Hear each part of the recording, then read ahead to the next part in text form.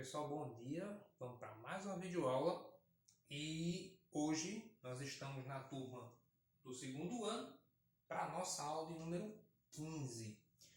Galera, é o seguinte, nas últimas aulas o que é que a gente começou a trabalhar? Nós começamos a introduzir o cálculo químico, né?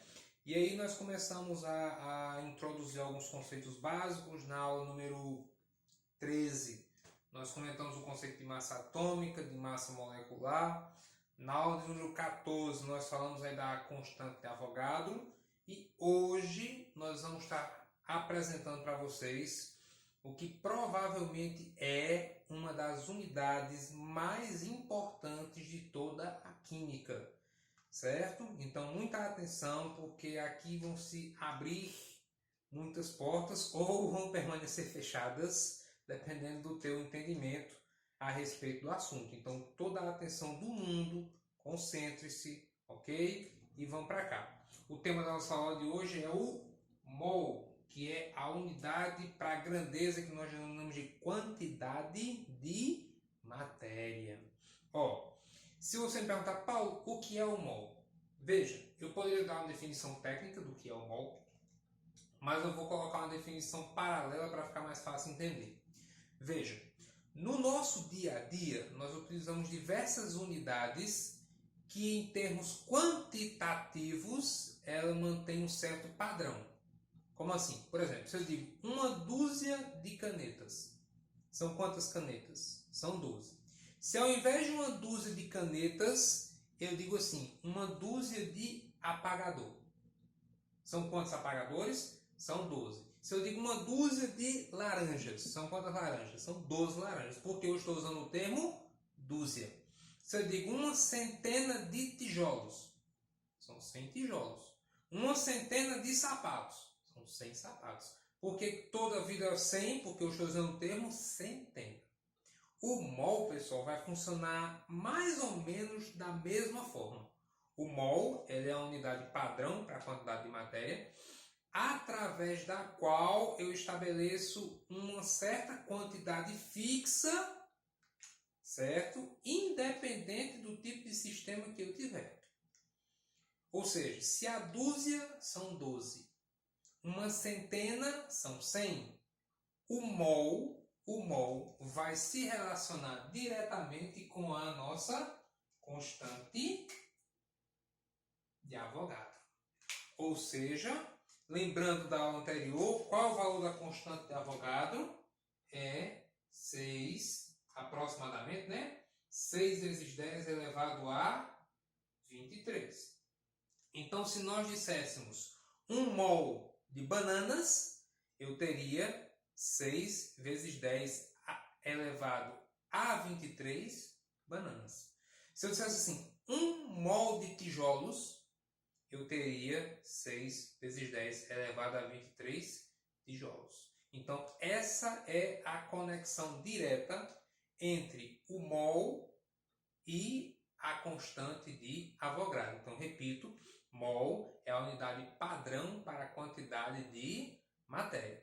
Aí você vai perguntar assim, mas Paulo, na aula anterior nós conectamos a constante de Avogadro, ou nós definimos a constante de Avogadro como sendo uma quantidade presente na massa de uma certa substância ou elemento, equivalente em gramas. Pronto. Aí, pessoal, o que é que acontece? Se eu juntar as duas pontas do meu quebra-cabeça, eu crio então uma outra conexão. Porque pense só, se o mol se relaciona com constante de Avogadro, que por sua vez se relaciona com massa molar, ou com massa, eu crio aqui uma ponte com o mol. E aí surge novamente aqui uma outra grandeza que nós vamos denominar de massa molar. Que, como o próprio nome já diz, é a massa presente em 1 mol da substância. Tá certo, pessoal? Então, prestem muita atenção. Por quê? Porque esse triângulozinho aqui que eu formei, que daqui a pouco vai virar um quadrado, mas isso é daqui a pouco. Esse triângulozinho aqui que eu formei, ele simplesmente vai estar presente em 95% das nossas questões daqui por diante, até terminar estequiometria. Então perceba que é de suma importância, é essencial, é indispensável que você possa conseguir compreender como que esse triângulo funciona e como que a gente vai estar usando isso. Então, repito, o mol se relaciona com a constante de Avogadro. A constante de Avogadro se relaciona com a massa do sistema, como nós vimos na aula anterior. Se isso se relaciona com constante que se relaciona com massa, então a massa se relaciona com mol. Daí o nome massa molar. Certo? Vamos agora prestar atenção em mais alguns detalhes antes de eu falar da equação ali. Calma. A partir deste momento, não que isso não fosse importante antes, mas a partir desse momento é de suma importância que você comece a tomar cuidado com as unidades de medida. Existe um padrão de unidades que é chamado de Sistema Internacional, o SI. O que acontece? Dentro desse sistema existem algumas unidades padrões. Para nós, aqui da química, ou nesse ponto aqui, na verdade, nós vamos ter que tomar muito cuidado com essas unidades. E quais são elas? Bem, vamos por partes. O mol já é uma unidade. Mol é mol. Constante de Avogadro não tem unidade definida, por quê? Porque depende do que eu estiver falando. Pode ser átomo, molécula, íon, como nós mencionamos também na aula anterior. Paulo está falando muito da aula anterior, porque está lá toda a definição de constante de Avogadro. Se você não está lembrando, se você não assistiu, volta lá na aula 14 e assiste, cara, porque não vai dar certo sem esse negócio. E essa massa molar, atenção aqui, ó, e essa massa molar nós vamos usar como unidade padrão o grama por mol. G/mol. Então, atenção para o que eu estava dizendo. Então, o que eu vou ter que ficar atento às minhas questões? Eu vou trabalhar com mol? Vou. Então, automaticamente, a minha unidade de massa padrão vai ser o grama. Certo? Trabalhar com o grama. Aí, o que é que acontece? Se eu tiver, por exemplo, uma questão em quilograma, eu vou ter que transformar para grama. Se tiver em miligrama, eu vou ter que transformar para grama. Eu não posso esquecer dessa bendita dessa unidade. Eu preciso trabalhar com a unidade padrão do sistema internacional. Não esqueçam disso, pelo amor de Deus. Tá bom? Muito bem. Paulo, e essa outra observação aqui embaixo que você está denominando de volume molar? Galera, é o seguinte. No segundo ano, faz-se também o estudo dos gases. No geral, o estudo dos gases pode ser feito tanto na nossa disciplina, que é a química, como na física. O conteúdo é praticamente o mesmo, para não dizer o mesmo. Então, assim, nessa conjectura atual, ou na estrutura atual que nós temos, eu vou deixar para trabalhar gases um pouco depois. Eu não vou trabalhar agora, certo? Eu vou terminar primeiro cálculos químicos. De lá, eu vou extrair um conceito, eu vou pensar um conceitozinho, que é esse aqui chamado de volume molar. Se eu fizer aqui, segundo ano, uma conexão, massa molar é a massa presente em 1 mol. Volume molar vai ser o volume presente em 1 mol. Ponto. Só que aí, galera, quando se fala em volume, geralmente se direciona para qual estado físico? Gasoso. Por quê? Porque o estado sólido e o estado líquido têm volumes constantes. O volume basicamente não varia, né, a ponto de ser estudado, não no ensino médio, certo? Então, o que vai acontecer? Primeiro ponto, volume molar, geralmente vai falar de substância no estado gasoso. Segundo ponto é, quando eu analiso o volume de uma substância no estado gasoso, geralmente existem 3 coisas que se relacionam diretamente. Quais são elas? O volume, a pressão e a temperatura de um sistema. Essas 3 coisas geralmente caminham uma ao lado da outra. E junto dessas 3 coisas agora eu vou inserir uma 4ª coisa, que é o quê? O mol. Ou seja, o volume molar de uma substância vai depender de quem? Do mol, do número de mols, da pressão e da temperatura daquele sistema. Certo? Paulo, tá muito confuso. Beleza, depois vamos para cá. Mencionado isso, que o volume vai depender do número de mols, repito, vai depender do número de mols, da pressão e da temperatura do sistema, nós vamos, como eu disse, tirar uma situaçãozinha específica lá dos gases, chamada de CNTP. O que significa essa sigla? Condições normais de temperatura e pressão. Como eu disse, é um caso específico, um caso especial, certo? No qual nós vamos aplicar um valor também específico. Como assim? Do jeito que a constante de Avogadro vale 6 vezes 10 elevado a 23, o nosso volume molar dentro da CNTP vai valer especificamente 22,4 litros. Paulo, e como é que eu vou saber que está na CNTP ou não para saber trabalhar com esse número que você acabou de falar? Bem, no geral a questão diz, considere o gás ou os gases, se for mais de um, considere o sistema na CNTP, ou então ele te dá as condições para isso. O que são as condições na CNTP? Temperatura de 0 grau, pressão de 1 atm ou 760 milímetros de mercúrio, certo? No caso, a temperatura também pode ser dada em Kelvin, que é 273 Kelvin, certo? Mas no geral, ao invés de dar esses valores, ele te diz, considere as condições de CNTP, tá bom?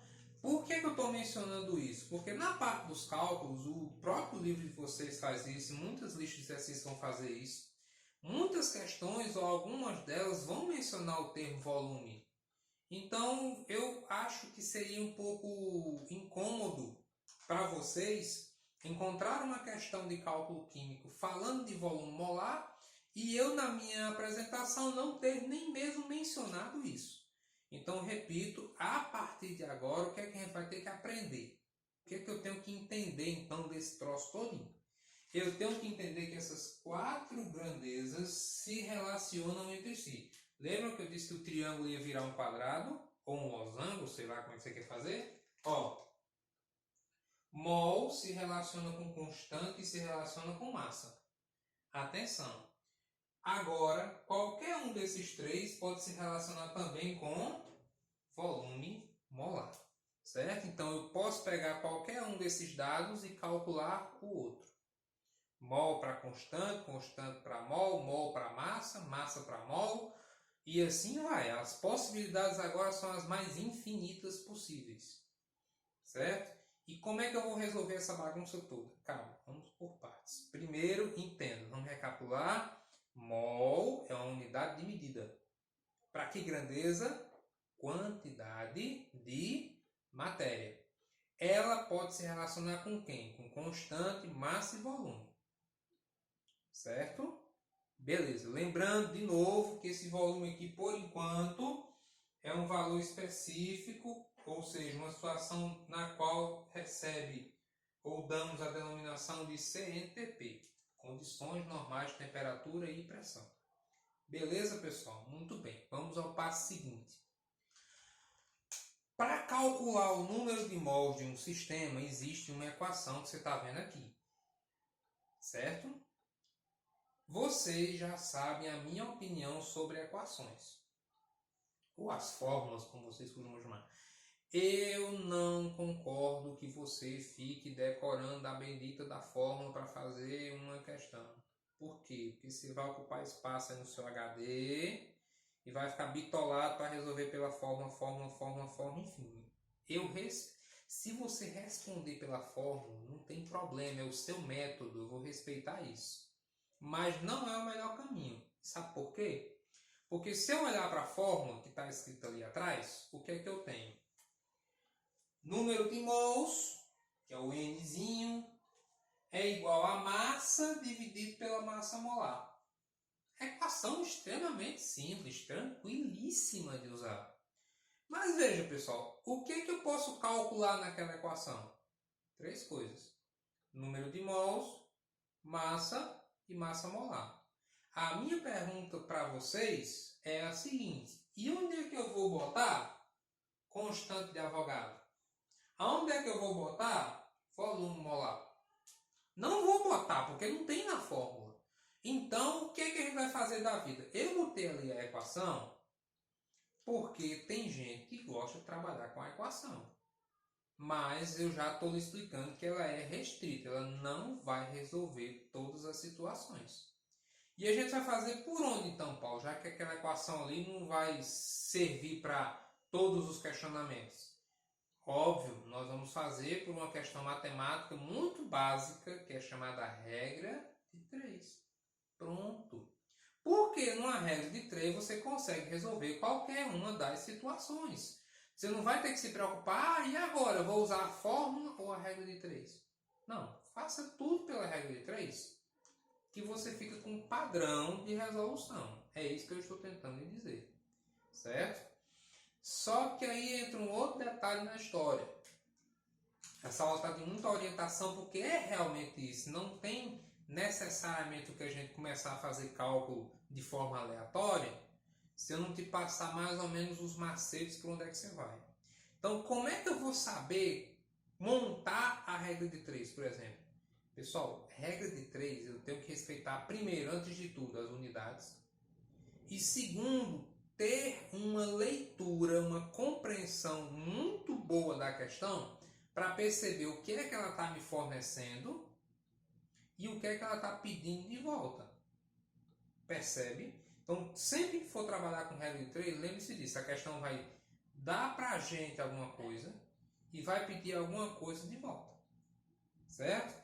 Eu botei um exemplo ali bem simples, só para a gente começar a trabalhar. E na próxima videoaula, certo? Essa daqui já está ficando um pouquinho extensa. Na próxima videoaula eu vou fazer unicamente de resolução de questões. Aplicações e mais aplicações dessas relações, porque, repito, é o conteúdo chave para a parte de estequiometria. Então vamos para o nosso exemplo? Vamos aqui, ó. Eu tenho aqui um recipiente, certo? No qual estão armazenadas 880 gramas de CO2. Poderia ser um extintor de incêndio, qualquer coisa. Eu não coloquei o contexto por uma questão de praticidade. A minha pergunta é, dentro desse recipiente, qual o número de mols eu tenho? Qual o número de moléculas que nós temos? E qual o volume na CNTP desse gás? Certo? Então, bora lá. Para resolver, como é que a gente vai fazer? Eu vou respeitar as conexões que nós temos aqui. Então, a primeira coisa são os mols. Você, inclusive, poderia fazer pela fórmula. Mas, repito, eu prefiro trabalhar com regra de 3. Como é que nós vamos fazer? Bem, para trabalhar com mol, o que é que a gente vai ter que saber primeiro? Quem é a substância? CO2. Bem, já que eu tenho a substância, eu posso encontrar, então, uma informação adicional sobre ela. Porque a questão só me deu a massa e a fórmula, e mais nada. Então, o que é que eu posso encontrar com ela? Eu posso encontrar a sua massa, que anteriormente nós chamávamos de massa molecular. Mas, a partir de agora, nós chamamos de quê? De massa molar. Por quê? Porque nós começamos a considerar agora a constante de Avogadro. Certo? Então, como é que a gente calcula? Vamos considerar aqui, vamos botar aqui do lado C, o valor do C 12 e o valor do O é 16. Então vai ficar 1C mais 2 vezes o O. Isso vai ficar 12 mais 2 vezes 16 e, para finalizar, vai ficar 12 mais 32, o que vai me dar, então, uma massa igual, massa molar do CO2, igual a 44 gramas por mol. Certo? Beleza. que eu vou fazer da minha vida agora? Bem, vamos começar a trabalhar com as relações. Bora lá? Deixa eu apagar aqui desse lado para a gente começar a fazer essa questão. Para ficar um pouco mais organizado, caso você de repente se confunda, eu vou chamar isso aqui, né, rapidamente de letra A, letra B e letra C. Só para ficar mais claro o que é que eu estou resolvendo. Então, vamos começar pela letra A. Na letra A, eu quero calcular o número de mols. Pessoal, como é que nós vamos fazer? Vamos começar trabalhando aqui.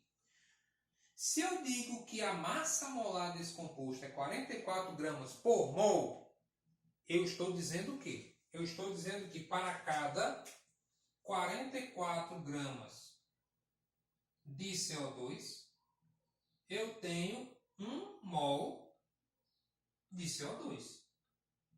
Não é 44 gramas por mol? Então, 44 gramas equivalem a 1 mol.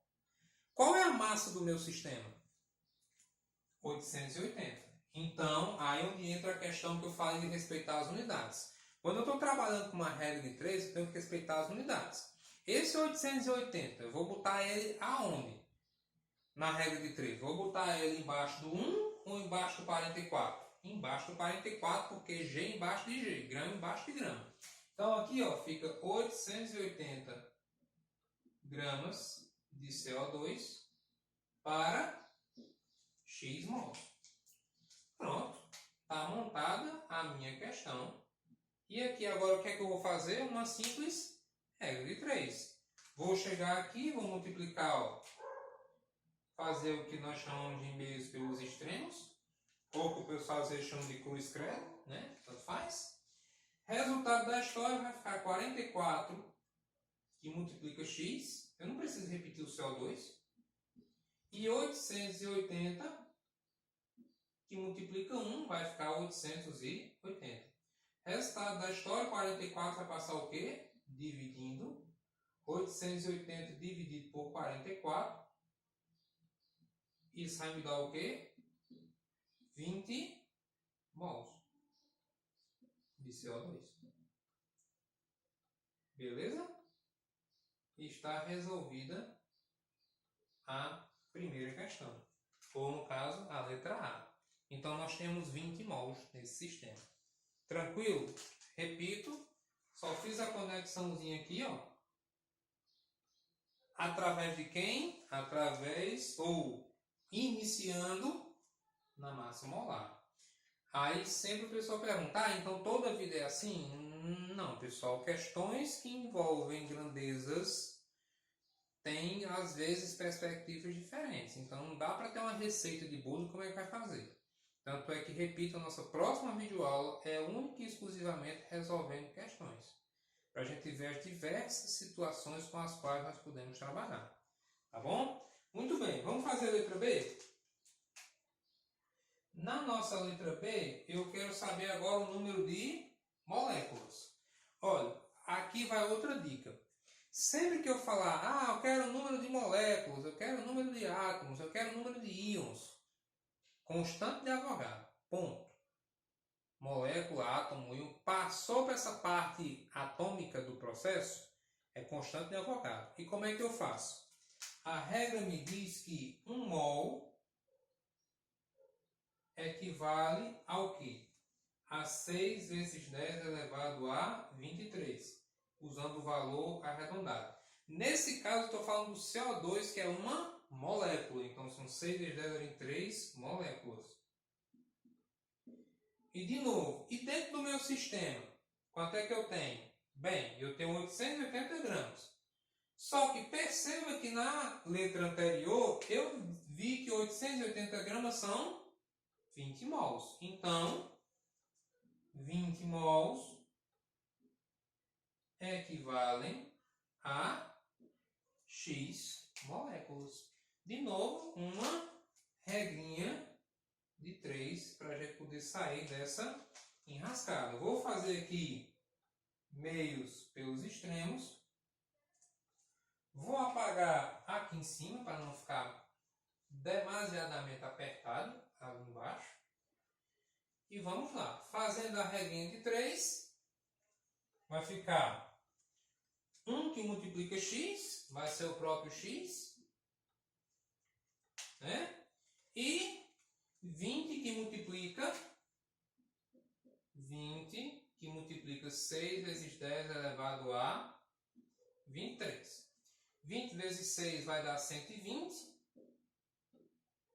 vezes 10 elevado a 23, e aqui atenção. Se você for marcar isso em uma questão objetiva, ela pode fazer o seguinte: existe um princípio, né, uma regrinha, que a gente aprende em física do primeiro ano, chamada de notação científica. E o que é que ela nos diz? Que em potência de 10, geralmente só se deixa uma casa, né, na frente da vírgula. Ou seja, onde é que está a vírgula aqui? A vírgula está aqui no zero. Então, provavelmente, isso não é uma regra. Pode ser que a questão deixe a resposta assim. Mas, provavelmente, essa questão aqui, se fosse uma questão de marcar, ela estaria colocada da seguinte forma. Eu vou pegar essa vírgula e andar para cá 2 casas. 1, 2. Vai ficar 1,2 vezes 10. E como eu andei 2 casas para a esquerda, o que é que vai acontecer com o meu expoente? Ele vai aumentar. Então fica 1,2 vezes 10 a 25 moléculas. Certo? Regrinha de potência de 10, como eu disse, geralmente trabalhada lá no primeiro ano, quando se aborda a parte de notação científica. Beleza? A segunda letra está resolvida. Vamos para a letra C? Na letra C eu quero saber o volume. Bem, de novo, eu vou apagar aqui, tentar fazer aqui sem apagar tudo. Vamos para o volume. Como é que eu vou fazer o volume? Bem, o volume eu vou fazer assim. Qual é a conexão que nós temos? Se é CNTP, 1 mol equivale a 22,4 litros. De novo, se eu voltar para a letra A, quantos mols no meu sistema tem? 20 mols. Então, 20 vai me dar, então, x litros. Vamos aqui de novo fazer o meios pelos extremos. E vamos ter o quê? X igual a 20, que multiplica 22,4. Resultado da história, vou passar um traço aqui para não misturar muitas coisas. O meu x vai dar igual a quanto? Bem, se fosse vezes 2, isso aqui daria 44,8. Como eu tenho 0, fica 448 litros. E essa é a nossa resposta final. Certo? Então, repito, perceba que numa questão bem simples, numa pergunta bem direta, eu consegui conectar as 4 informações as quais nós apresentamos na aula de hoje. Então, repito, prestem muita atenção na interpretação. Essas conexões você pode fazer de diversas formas. Aqui eu fiz um exemplo só para demonstrar como conectar. Mas, repito, pode ter questão que você vai conectar de forma direta, fazer uma conexão direta entre volume e massa. Vai ter questão que você vai conectar de forma direta também massa com molécula. E assim sucessivamente, pessoal. Agora o processo é variadíssimo. Tá? A aplicação disso, o exercício disso é que vai trazer para a gente uma certeza, uma segurança maior de como é que vai trabalhar. Por isso, mais uma vez, a questão do exercício. Pessoal, então eu espero que eu tenha sido claro. É um conteúdo mais denso, como eu já tinha adiantado para vocês, mas ele é de suma importância. Tá bom? Então, pessoal, qualquer coisa, deixem as dúvidas, postem as dúvidas de vocês, me dê um retorno para a gente poder ir trabalhando da melhor forma possível.